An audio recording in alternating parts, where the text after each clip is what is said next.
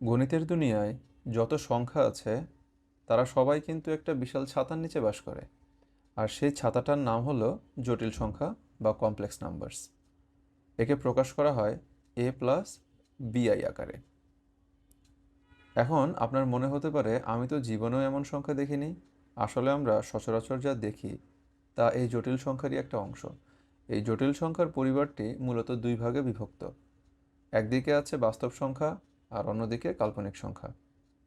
খুব সহজ কথায় যেসব সংখ্যাকে স্কয়ার বা বর্গ আকারে উত্তর মাইনাস আসে সেগুলোই কাল্পনিক। যেমন √-4।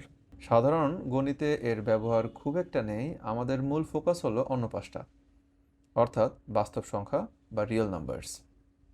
তাপমাত্রা -5 ডিগ্রি হওয়া বা পকেটে 100 টাকা থাকা কিংবা জমির পরিমাণ 3.5 কাঠা, এই সবই হলো বাস্তব সংখ্যা। আচ্ছা, আপনারা কি কাল্পনিক সংখ্যার বাস্তব জীবনের কোনো অদ্ভুত ব্যবহার জানেন?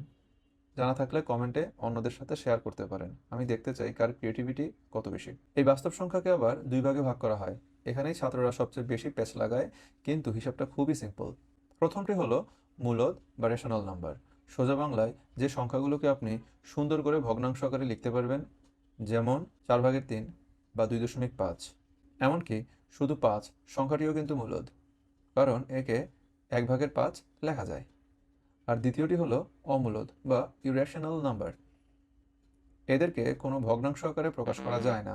যেমন আপনি যদি এখন ক্যালকুলেটরে √2 চাপেন, দেখবেন 1.414213 এরকম অসংখ্য সংখ্যা আসতেই থাকবে, কোনো শেষ নেই।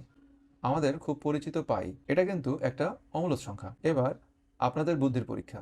স্ক্রিনে দেখুন 0.33333 এভাবে চলতেই আছে। এটি মূলদ সংখ্যা নাকি অমূলদ সংখ্যা? ভিডিওটি 1 সেকেন্ডের জন্য এখানে পজ করুন। আর এখনই কমেন্ট সেকশনে আপনার উত্তরটি আমাকে জানান, মূলদ নাকি অমূলদ। আমি সবার কমেন্ট চেক করব। আশা করি কমেন্টে উত্তর দিয়েছেন। সঠিক উত্তরটি হলো এটি মূলদ সংখ্যা, কারণ একে 3/1 হিসাবে প্রকাশ করা যায়। যাই হোক, এবার মূল সংখ্যার ভেতর ঢুকলে আমরা পাই একদম নিখুঁত গোটা সংখ্যাগুলো। এদেরকে বলা হয় পূর্ণ সংখ্যা বা ইন্টিজার্স। যেমন -3, -2, -1, 0, 1, 2, 3 ইত্যাদি। এই পূর্ণ সংখ্যাগুলোর মধ্যে যদি মাইনাস বা ঋণাত্মক সংখ্যাগুলোকে আমরা বাদ দিয়ে দিই, তাহলে পড়ে থাকে শুধু শূন্য এবং ধনাত্মক সংখ্যাগুলো। এদেরকে বলা হয় সমগ্র সংখ্যা বা হোল নাম্বারস। আর এই দল থেকে যদি শূন্যকেও বাদ দিয়ে দেই, তাহলে আমরা পাবো 1, 2, 3, 4 এভাবে অসংখ্য ধনাত্মক সংখ্যা।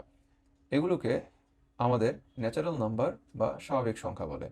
এই স্বাভাবিক সংখ্যাগুলোর ভেতরেই লুকিয়ে আছে মৌলিক সংখ্যা। একের চেয়ে বড় যেসব সংখ্যাকে এক এবং সেই সংখ্যা ছাড়া আর অন্য কোনো সংখ্যা দিয়ে ভাগ করা যায় না, তারা হলো মৌলিক সংখ্যা। যেমন 2, 3, 5, 7। আর যাদের অন্য সংখ্যা দিয়েও ভাগ করা যায় তারা যৌগিক বা কম্পোজিট নাম্বারস। যেমন 4, 6, 8। আর মনে রাখবেন, এক সংখ্যাটি কিন্তু মৌলিকও নয়, যৌগিকও নয়। এখানে আপনাদের জন্য আজকের শেষ কুইজ। বলুন তো পৃথিবীর একমাত্র জোড় মৌলিক সংখ্যা কোনটি? এটা কিন্তু খুবই সহজ, ঝটপট কমেন্টে লিখে ফেলুন। তাহলে পুরো ফ্যামিলি ট্রিটা আপনাদের স্ক্রিনে দেওয়া রইল, চাইলে একটি স্ক্রিনশট নিয়ে নিতে পারেন। আজকে যারা যারা কমেন্টে কুইজের উত্তর দিয়েছেন তাদেরকে সবাইকে অনেক ধন্যবাদ। কার দুটো উত্তরই সঠিক হয়েছে আমি কিন্তু কমেন্ট সেকশনে গিয়ে দেখব। ভিডিওটি ভালো লাগলে একটি লাইক দিন আর বন্ধুদের সাথে শেয়ার করে তাদেরও পরীক্ষা নিন। গণিতের এমন সব সহজ ক্লাস পেতে চ্যানেলটি এখনই সাবস্ক্রাইব করে রাখুন। দেখা হবে পরবর্তী ভিডিওতে। আল্লাহ হাফেজ।